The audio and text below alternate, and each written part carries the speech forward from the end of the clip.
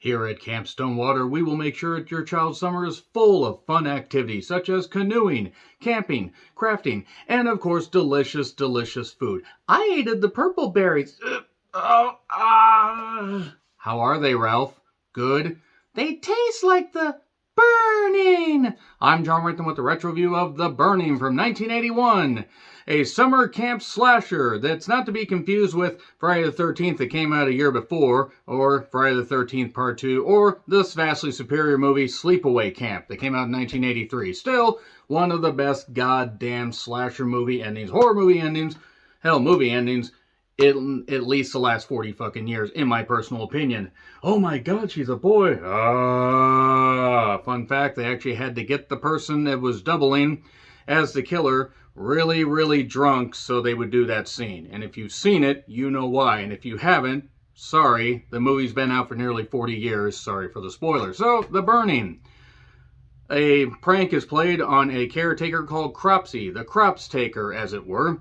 And some kids get a flaming skull that's going to scare him. It's got maggots and worms all over it. And unfortunately, he panics because he's a drunk and weird and because movie. He knocks it over and sets his bed on fire. Apparently, his bed was made out of oily rags. So was the cabin. So was he, because he's viciously burned. And everybody just runs away. They're like, okay, nobody's going to notice that we set the caretaker on fire. Nobody's going to ask. We'll just say that he fell down some stairs, even though there's no stairs in the cabin. Nevertheless, he is taken to a hospital, and 5 years later, he had skin grafts that didn't work. The doctors tell him that. The Reagan administration healthcare system, ladies and gentlemen, because 1981. And also the mere fact that they know that, well, the skin grafts didn't work. You've held on to all this hate from what these people have done to you, and now we're going to release you. But don't take revenge out on these people, even though we know that you're really, really angry. We're going to release you because you can only stay here for 5 years. You don't have to go home, but you can't stay here. I don't think that this movie really used any goddamn logic when it came to, well, why the kid, well, besides the killer wanting revenge, they didn't come up with any logical reason as to why suddenly he was back out, but nevertheless, slasher movie logic. This was directed by Tony Malam. Hey, college boy. If you're a deep cut MST3K fan, you absolutely get that. He's done various documentaries, The Riddle of the Sands, the lesser known Belinda Carlisle song, and Split Second. And this movie was written by Bob Weinstein and Peter Lawrence. Barbara isn't here, Peter Lawrence. And this was created by an original story by Harvey Weinstein. Oof. And, I think I can understand this movie having a bit of a dark cloud over it. One, Harvey Weinstein having something to do with it. And two, the fact that this was an original story from him. Most of the guys were really creepy and lecherous and trying to assault women to get what they want. Jeez, it's almost like Harvey Weinstein was telling us back in 1981 how he really was. Fuck Harvey Weinstein. I hope he's rotting. He deserves to rot horribly for what he did to all those women. No matter what gender you are, no matter what planet you come from, don't do that to people. Don't take advantage of people like that. What is wrong with you people? What do you mean, you people? So yeah, this is a bit of a forgotten slasher, so to speak. It is on Tubi currently, Tubi, just in case anybody's unfamiliar with Tubi. If you can put up with some ads, you can enjoy quite a vast library. Some good, and some, how in the world do they think making this is a good idea? I've reviewed some Tubi originals like The Unborn and Shark Side of the Moon, which is an actual thing, and nevertheless, this movie basically is just set at a camp and just involves a bunch of idiots, there's a couple guys that don't really do anything bad towards women. Jason Alexander is in this, believe it or not, and acting a little creepy towards women. It's almost like he was preparing for the Pretty Woman role that he would have in 1990. Brian Matthews is in this. Leah Aries, Hawks Aries, no, not that. Brian Barker, or Backer, I believe. Larry Joshua, and various other people that were known for being in slasher movies, and that's about it. There was also Holly Hunter. Holly Hunter has a small role in this. Who will go on to have some pretty good roles, and Holly Hunter still looks good, even to this day, and she's in her mid-60s. Good genetics there. Makeup effects were done by Tom Savini on 3 days' notice. That's why the makeup effects weren't really up to usual Tom Savini standards. Because Tom Savini, even though I've said that name a number of times and it's lost all meaning, really understands how to do great makeup effects in horror. Unfortunately, the killer kind of ends up looking like the toxic Cropsvenger, as it were.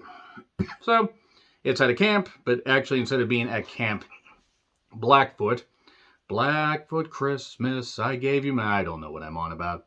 Yeah, Cropsy gets set on fire, and then years later all that stuff happens. And the funniest thing about him getting burned, though, is you can see the obvious flame suit. Okay, that's fine, but then you can also see the crash helmet on him to protect his face. Now look, I get it. It's, a low-budget horror movie piggybacking off of Friday the 13th and other slashers, and I get that. There's nothing wrong with doing a movie that's kind of in the same setting. If it's a working formula, go with it, but at least try to make it look like it's not goddamn dog shit. And that's kind of what this does. Whew. And then we go to Camp Stonewater, where essentially a new crop of people for Cropsy to get are there, including the few actors that I mentioned, and a lot of guys are really, really creepy towards women. Seriously, that's the one thing about this movie that has aged like milk. Not that it was necessarily good to see back in 1981, which is the year I was born, so I don't remember how women were treated back then because, again, I was just born that year. But we then see Cropsy dressed like the future Darkman. That's a movie I need to rewatch at some point. And he decides to go home with a hooker and then kill her. Gets knifed, and more blood than 5 Italian movies put together is splattered all over the mirror, all over the counter, and on the goddamn wall. That's the only kill, by the way, that besides Cropsy himself, but he doesn't even die, because otherwise how could he come back? Movie magic. The hooker's the only one that gets killed for at least the first half of the movie. In fact, this has a shockingly low body count until about, I'd say, 35, 40 minutes left in the movie. All right.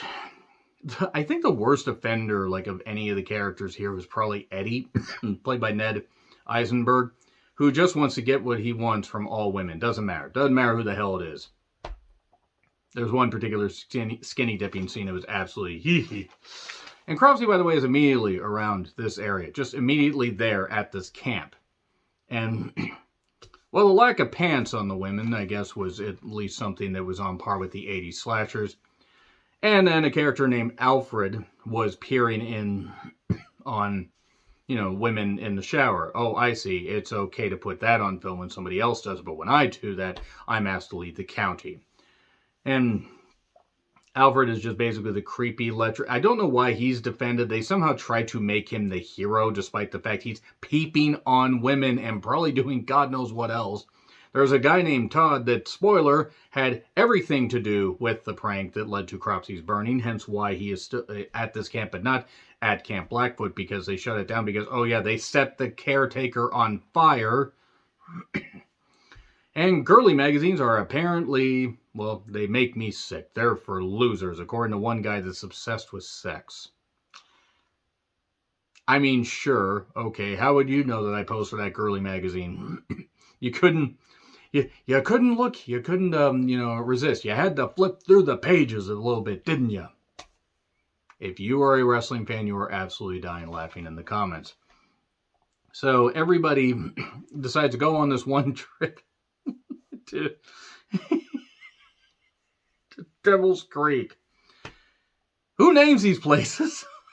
That sounds safe. It's a 3-day trip to Devil's Creek. This is where the movie gets absolutely ridiculous, by the way, because they eventually do their canoeing. And Canoe believe this, or am I just seeing things? They tell campfire stories. Somebody dresses up like the killer. Die. Wait, no, that's the Zuni Dolphin Trilogy of Terror, which was on Svengoolie last night as I'm recording this.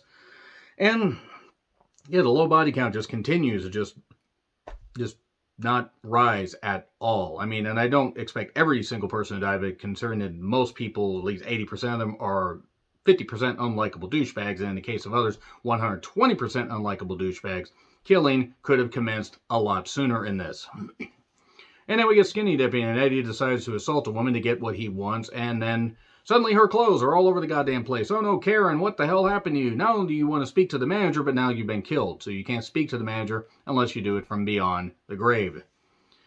So, Then the canoes are gone the next day. Where did the canoes go? How did 5 canoes go missing? I know they could have been sent floating, but they wouldn't have gotten that far. I mean, whatever. Nature, I don't care. So, can you believe this, or am I just seeing things? I already said that. More sexual assault sexual assault involving these characters. God damn, seriously, Harvey Weinstein, you were just saying up red flags back in 1981, weren't you, you sick freak? But then, this is where the movie absolutely loses it for me. It just absolutely loses me. And where I just lost it laughing. So the canoes are out. They build a raft in no time with rope that they apparently have and a bunch of scrap wood and a pretty good raft. Pretty goddamn good raft. And a bunch of them go out and they find one of the canoes and they're like, okay, let's go out to this canoe.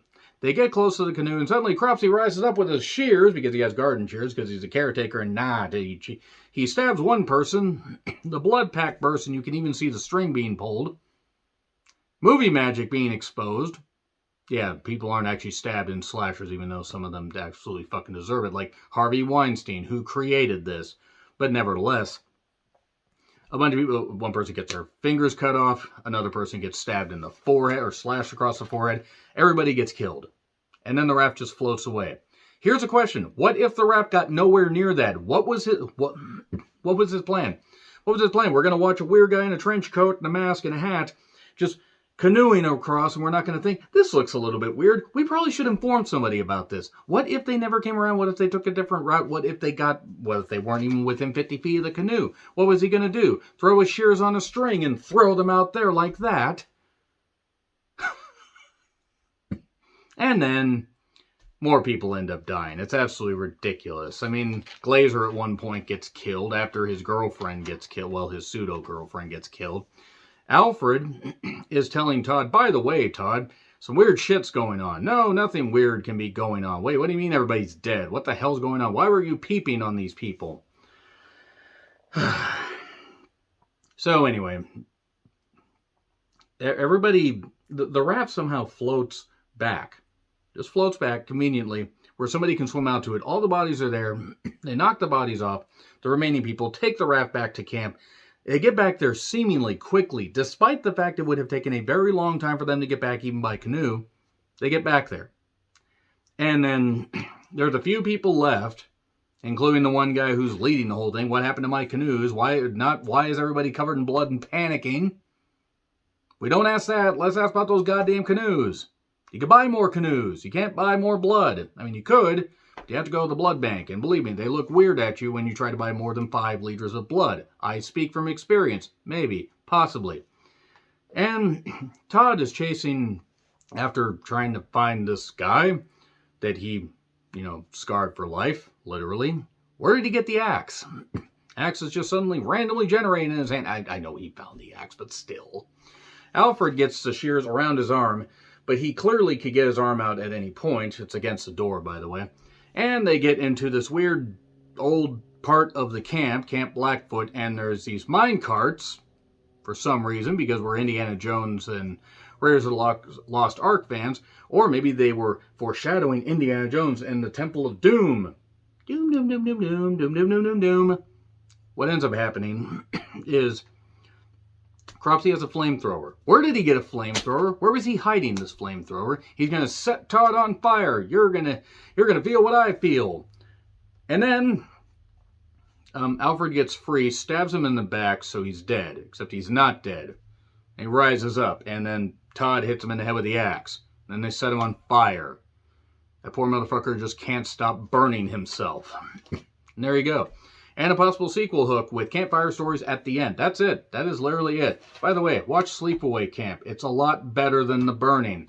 There's a good idea here. There's just no good acting, and I'm sorry, the cheapness of it is rather hilarious, even by 1981 standards. So nevertheless, agree, disagree, what I said, like, share, subscribe, Twitter handle in the description. I'm Charm Ritlin. I'll see you soon.